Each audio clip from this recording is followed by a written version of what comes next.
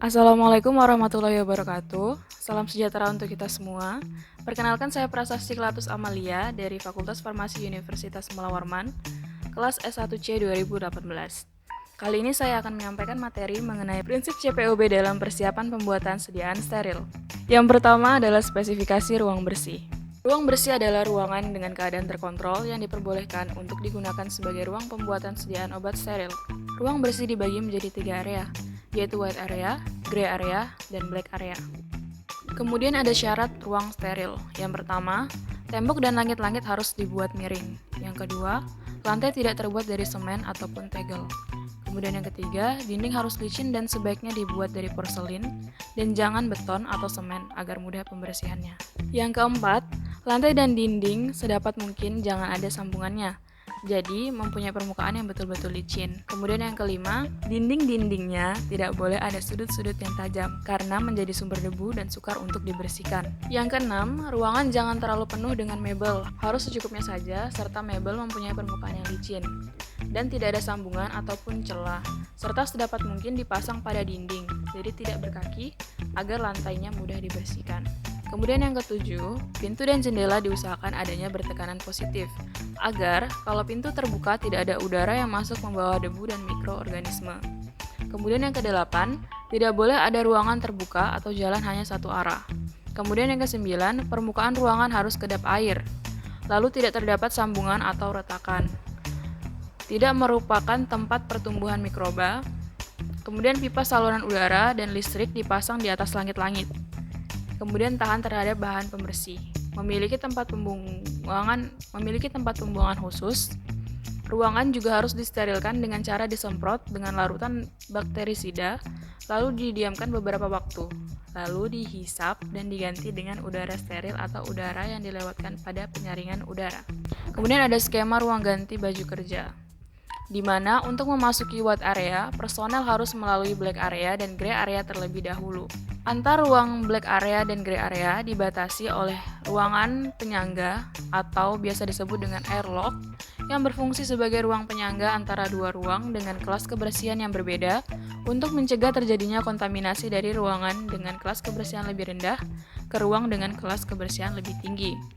Setelah airlock ini biasanya terdapat ruang ganti pakaian, di mana para personel harus berganti pakaian setiap akan memasuki ruangan dengan sterilitas yang lebih tinggi. White area.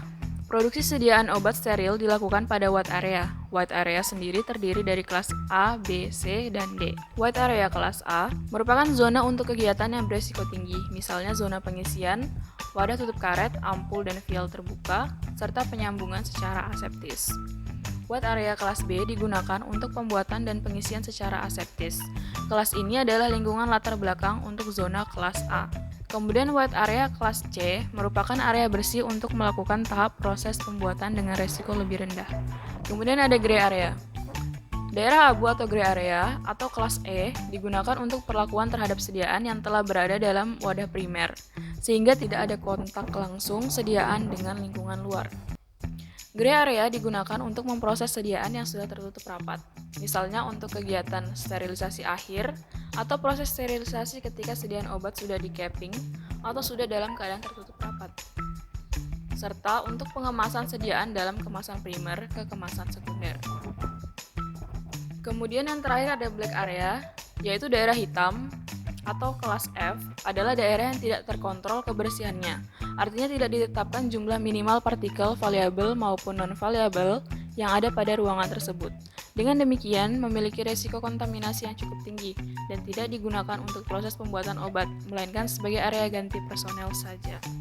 Kemudian selanjutnya, prosedur mencuci tangan. Pertama-tama, buka pembungkus pembersih kuku.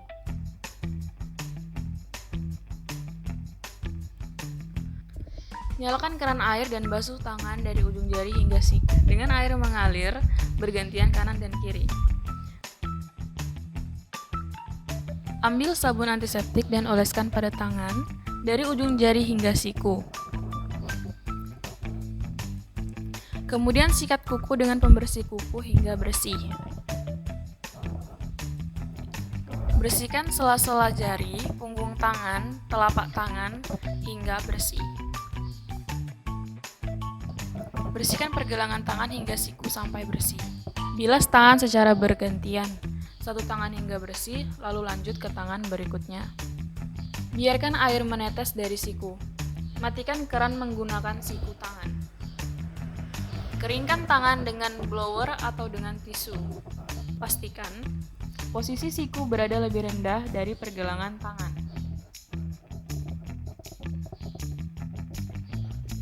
Atur kembali lengan baju seperti seharusnya. Gunakan tisu untuk melapisi tangan.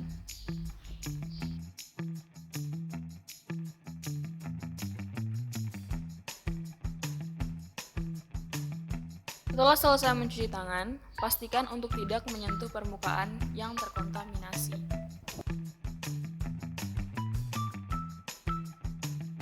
Menggunakan baju kerja gray area. Pertama, masuk ke staging area atau locker room. Kemudian, kenakan penutup rambut. Lalu lepas serta simpan aksesoris yang dikenakan ke dalam locker. Bersihkan make up bila ada. Kemudian, ganti baju luar menggunakan pakaian steril. Kenakan sepatu beserta shoe cover. Kemudian cuci tangan dan kenakan sarung tangan steril. Saat memakai sarung tangan steril, usahakan tangan yang belum mengenakan sarung tangan steril untuk tetap menyentuh bagian dalam sarung tangan, dan tangan yang telah mengenakan sarung tangan steril hanya menyentuh bagian luar dari sarung tangan steril. Kemudian kenakan kacamata pelindung. Selanjutnya menggunakan baju kerja white area. Masuk ke ruang ganti white area, buka pintu dengan siku Anda. Selanjutnya, pilih baju steril dengan ukuran yang sesuai dan letakkan di atas meja. Kemudian desinfeksi sarung tangan dengan cairan desinfektan. Gunakan sarung kepala atau hood steril. Kemudian desinfeksi sarung tangan dengan cairan desinfektan.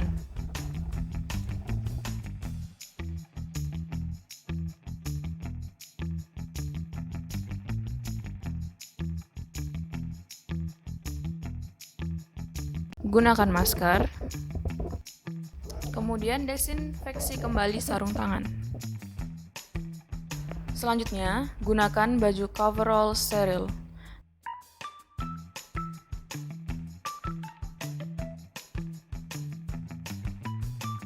Dalam menggunakan baju coverall steril ini, usahakan agar baju tidak menyentuh lantai dan pastikan hanya menyentuh bagian dalam dari coverall steril.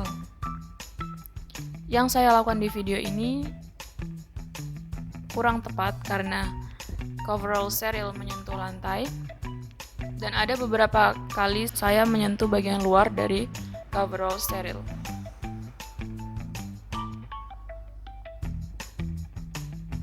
Serta bajunya sedikit kebesaran ya teman-teman.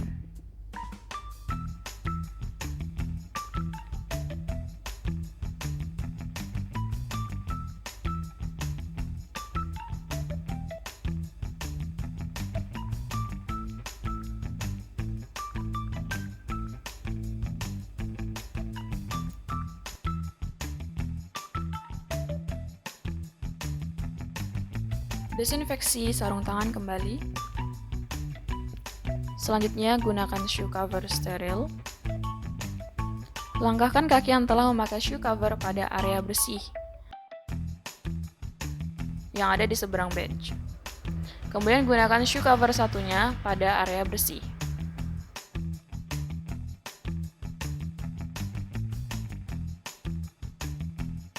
Lalu ganti kacamata pelindung dengan kacamata pelindung steril.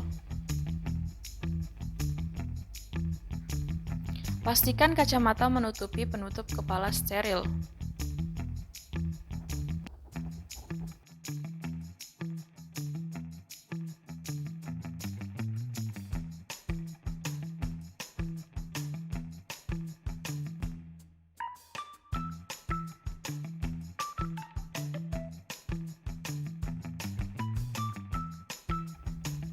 Lalu gunakan sarung tangan steril kedua sesuai prosedur.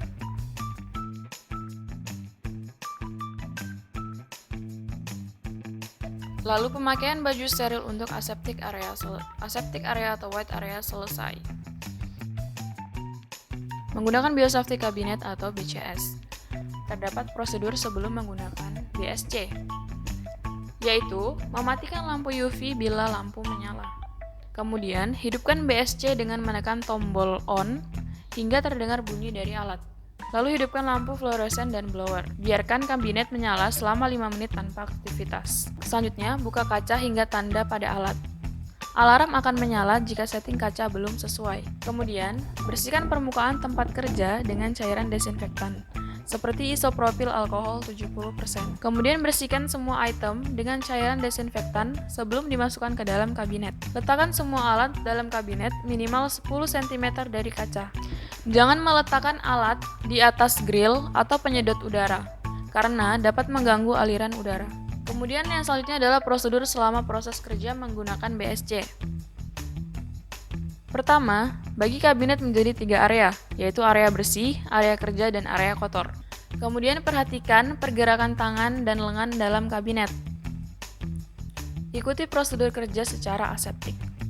Kemudian terdapat prosedur setelah proses kerja, di mana yang pertama, desinfektan alat yang akan digunakan lagi dan bersihkan dengan lap.